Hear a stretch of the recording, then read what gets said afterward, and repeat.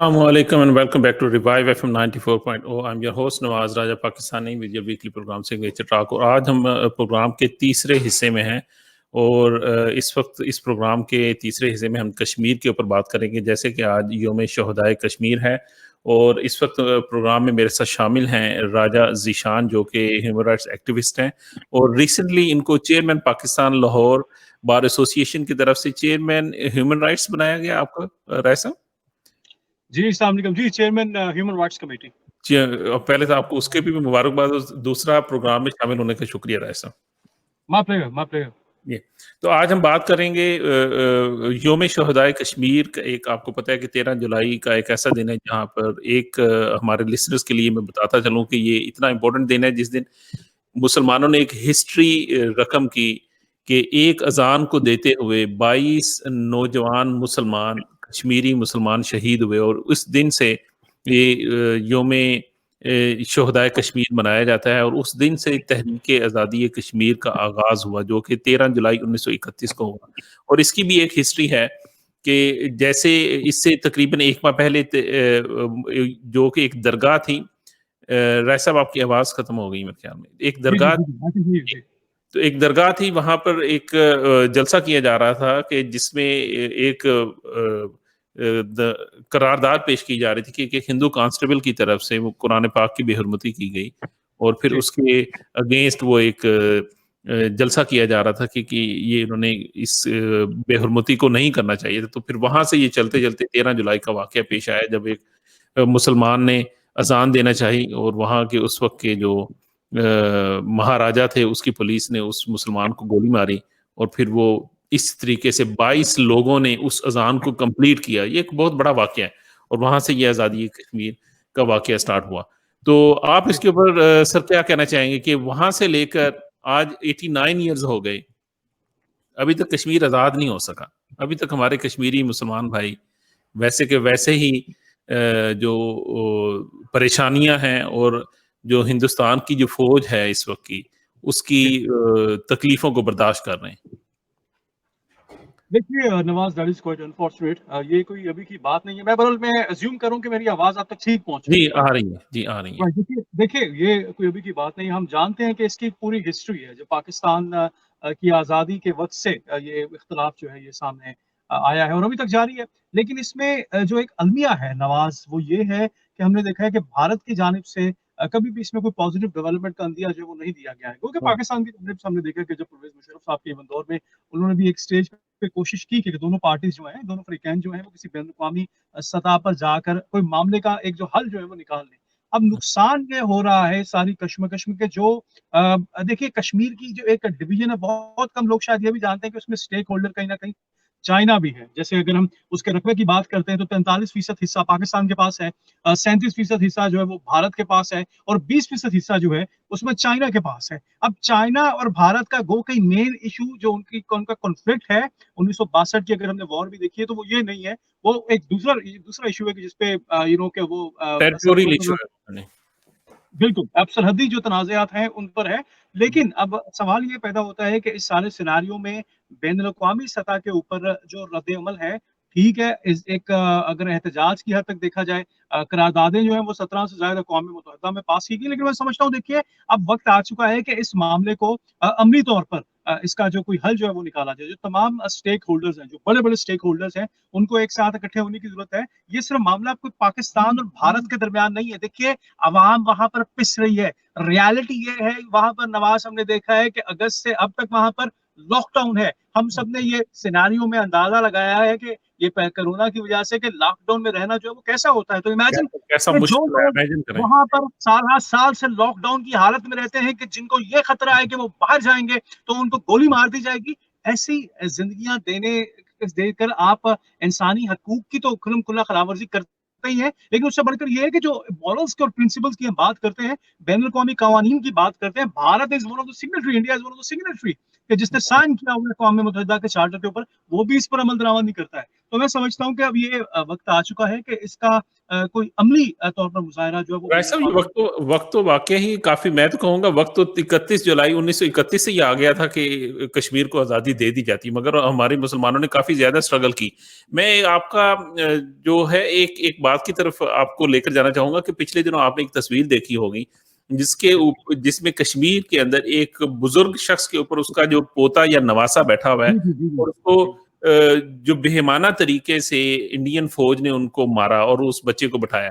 اب آپ اس تصویر کو دیکھیں، وہ اتنی شاکنگ تصویر ہے کہ جس کو دیکھ کے اگر آپ سوچیں آپ کا بچہ، آپ کا بیٹا وہاں پر اس کنڈیشن کے اندر ہوگا تو آپ کی کیا پوزیشن ہوگی؟ کتنی زیادہ خوفناک تصویر دیکھیے ہے نواز ہے نہیں؟ نواز یہ جو آپ نے بات کی ہے کہ کیا پوزیشن ہوگی، میں سمجھتا ہوں کہ ہر وہ انسان جو درد دل رکھنے والا ہے اس کی حالت وہی ہوگی، وہی اس کا ایک جو دل میں جو ایک خوف ہوگا یا ایک درد ہوگا وہ وہی ہوگا جو وہاں پر لوائقین کا ہے، کیونکہ وجہ یہ ہے کہ ایک عام انسان ایک میں سمجھتا ہوں کہ ایک ایسا انسان کے جو انسانی حقوق کو مانتا ہو اس کے لیے ایک بہت بڑی بات ہے، لیکن یہ کوئی ابھی کی بات نہیں، وہاں پہ ایک ہی روٹین بن چکی ہے۔ تو میں سمجھتا ہوں دیکھیے اس سلسلے میں بھارت کو جو کردار ہے وہ محدود کرنا ہوگا، وہاں پر کھلم کھلا یہ مداخلت ہے بہت آسانی کے ساتھ، جیسے کہ جو مثال آپ نے دی ہے وہ بزرگ جو ہیں وہ اپنے پوتے کو ساتھ لے کر ایک دودھ ان کا لینے گئے تھے، تو اگر آپ یہ چھوٹی چھوٹی باتوں کو لوگوں کو اس طرح سے نشانہ بنائیں گے تو انسانی حقوق کی جو کھلم کھلا خلاف ورزی کر رہی ہے، میں سمجھتا ہوں کہ اس سلسلے میں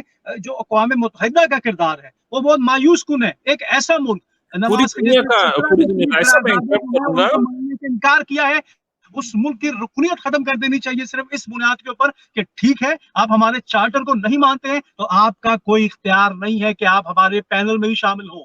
رائسا میں یہ کہوں گا کہ اس میں پوری دنیا کا جو کردار ہے وہ بہت شرمناک ہے۔ آپ کو یاد ہوگا کہ یورپین نواز میں اس پہ بڑھ کر ایک بات کرتا ہوں، پوری دنیا کے کردار کو آپ ایک طرف رکھیے، میں سمجھتا ہوں کہ امت مسلمہ کی جانب سے بھی جو کردار ہے جو ہم نے سامنے دیکھا ہے، جو اسلامی اتحاد کی تنظیمیں جو ہیں اگر وہ اتنا کردار اس میں ٹھیک طریقے سے ادا نہیں کر رہی تو یہ بہت شرمناک بات ہے۔ ہم نے دیکھا کہ نریندر مودی کو جس طرح سے اسلامی ممالک کی جانب سے ایوارڈز گولڈ میڈلز دیے جاتے ہیں، کیا ہم لوگ انتہائی اپنی شرمناک ہے۔ یونٹی کا معاہدہ کرتے ہیں؟ کیا ہم لوگ یہ دکھاتے ہیں مگر کہ ہم ایسا ایک پیج پر ہیں؟ ہیونگ سیڈ دیٹ میں یہ آپ کو بتانا چاہوں گا کہ آپ کو یاد ہوگا کہ یورپ کے اندر بھی ایک ساحل کے اوپر جب بچے کی، ایک سیرین بچے کی تصویر آئی تھی اور پوری دنیا میں اس کا شور مچا تھا، پوری جی دنیا میں اس کا شور مچا تھا اور پوری دنیا نے اس کو کور کیا تھا۔ مگر آپ دیکھیں کہ یہاں پر ایک انڈیا، کیونکہ وہ ایک اس وقت اکنامک ہب بنا ہوا ہے، یہ جو تصویر ہے وہ بھی تصویر بہت زیادہ خوفناک تصویر تھی جس کو دیکھ کر بندے کے رونگٹے کھڑے ہو جاتے ہیں۔ مگر یہ والی جو تصویر ہے جس کے اندر ایک بچہ اپنے نانا اور دادا جو بھی ہے اس کے پیٹ کے اوپر بیٹھا ہوا ہے، انہوں نے اس کو مار دیا ہے، بازار کے اندر گیا ہوا ہے، وہ اس کو مار دیا، اس کے اوپر بیٹھا ہوا ہے بہت بہت اور افسوسناک بات ہے۔ پوری دنیا خاموش ہے۔ وہ اس لیے خاموش ہے کہ انہوں نے انڈیا سے بزنس لینا ہے، امریکہ نے انڈیا دیکھیے سے ہم بزنس لینا ہے، ہمارے لوگوں نے نواز بزنس لینا ہے، اس لیے نواز خاموش میں ہے۔ یہاں پر یہ مینشن کرنا چاہوں گا، یہاں پہ ہم برطانیہ میں رہتے ہیں، ہم اس چیز پر اعتماد رکھتے ہیں کہ جو تمام کمیونٹیز ہیں، یقیناً ایک ملٹی کلچر کنٹری ہے، ہر ایک کا حق ہے، ہر ایک کا اختیار ہے کہ وہ اپنے مطابق اپنی زندگی گزارے۔ ہم نے دیکھا ہے کہ جو کچھ جارج کے ساتھ ہوا امریکہ میں، اس کے بعد بلیک لائیوز میٹرز کی جی۔ ایک جو تحریک چلی، ہم اس میں شامل ہیں۔ میں خود 10 ڈاؤننگ اسٹریٹ کے باہر گیا اس احتجاج میں، تو why not Kashmiri life matters? اس موقع کے اوپر جو نشانہ بنایا جاتا ہے، ایک ایسی تحریک کی ضرورت ہے بین الاقوامی سطح پر کہ بھارت کے اس رویے کو ایکسپوز کیا جائے۔ یہ صرف میرا خیال ہے کہ اب قراردادوں سے بات بہت آگے نکل چکی ہے، اب احتجاج سے بات بہت آگے نکل چکی ہے۔ آپ کو ایسے ملک ممالک جو ہیں ان کو آپ کو سینکشن کرنا پڑے گا، آپ کو ان کے ساتھ جو اپنی ٹریڈ ڈیلز ہیں تو اس کو آپ یہ تو ختم کر سکتے ہیں کہ آپ وہ ان کے ساتھ تجارتی معاہدے ختم کرتے ہیں کہ آپ ایک ایسا ملک ہے ایسا کہ آپ کی جہاں باتوں پر سے ایسا انسانی لگ رہا ہے حقوق کی کہ خلاف ورزی کی جاتی ہے۔ نواز جیسے کہ اب دیکھیں ہو رہا ہے کہ جیسے میں نے بتایا کہ بزنسز کی وجہ سے یہ نہیں کر رہے، تو اس کا مطلب تو یہ نظر آ رہا ہے کہ دنیا اب کہتی ہے کہ مسلم لائف اور پور لائف ڈز ناٹ میٹر، مسلم اور غریب دونوں کی لائف کوئی اہمیت نہیں رہی ہے جی، اور فارچونیٹلی جی یہی اس وقت پیش کیا جا رہا ہے۔ بہرحال جی دیکھیں، ہم امید کر سکتے ہیں۔ آپ سمجھتے ہیں کہ مزید یہ جیسے اب چائنا اور لداخ کے اندر ایک بہت زیادہ چائنا اور انڈیا کی لڑائی ہو رہی ہے، تو آپ سمجھتے ہیں کہ موجودہ جو چائنا اور انڈیا کی ایک کنفلکٹ شروع ہوا ہے، اس سے بھی کوئی کشمیری کاز کو فائدہ حاصل ہو سکے گا کہ نہیں ہو سکے گا؟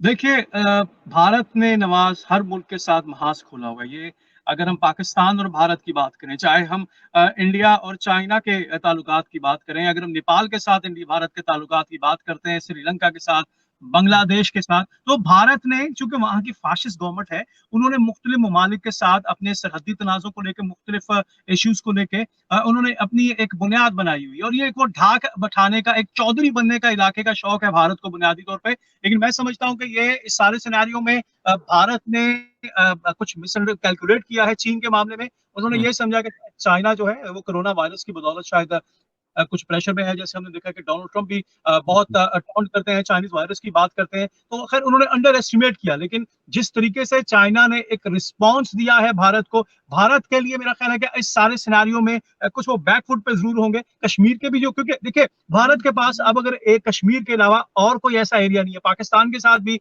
उन्होंने कोशिश कुछ की कि इस तरह से कुछ इंतजाम करने की तैयारी भी, जब हमने देखा कि यहाँ पर आए और हमने चाय पिलाकर फौजी वापस भी भिजवाए, उसके बावजूद मैं समझता हूं कि भारतीय मौजूदा हुकूमत की अगर हम बात करते हैं तो उनका जो माइंडसेट है वो नेशनलिज्म को यूज करना चाहते हैं, अपनी आवाम की अपनी कारकर्दगी को वो जस्टिफाई नहीं करते हैं। क्योंकि हमने देखा है कि वहां के राहुल गांधी जो हैं वो इनकी परफॉर्मेंस पर बात करते हैं, नरेंद्र मोदी की हुकूमत के ऊपर, बीजेपी की हुकूमत के ऊपर। तो ये एक बहुत बड़ा अलमिया है कि ऐसी हुकूमत इस वक्त भारत में मौजूद है कि जो इंटरनली अगर हम बात करते हैं कि कारकर्दगी को छुपाने के लिए भी ये बैन अवी जो इश्यूज हैं, चाहे वो पाकिस्तान का हो और जो कश्मीर की सतह पे भी हमने देखा है, वो उस किस्म के इश्यूज को सामने लेकर आते हैं। और जो भारत अपनी, मैं समझता हूँ कि जो चौधराहट जिस तरह से उनकी जारी सारी है पिछले ये बहुत अरसे से, अब वक्त आ चुका है कि ये जो इंसानी हकूक की खुल्लम खुला खिलाफ वर्जी की जाती है नवाज साहब, इसके हवाले से दुनिया भर के इंसानों को इकट्ठा होना होगा। ये किसी एक मुसलमान का, ये कत्लेआम इंसानों का किया जाता है। तो मैं समझता हूं कि जब इंसानी हकूक की बात की जाती है तो तमाम इंसानों को वहां इकट्ठा होना चाहिए, क्योंकि ये मज़ाहिब से बहुत बालातर बात है।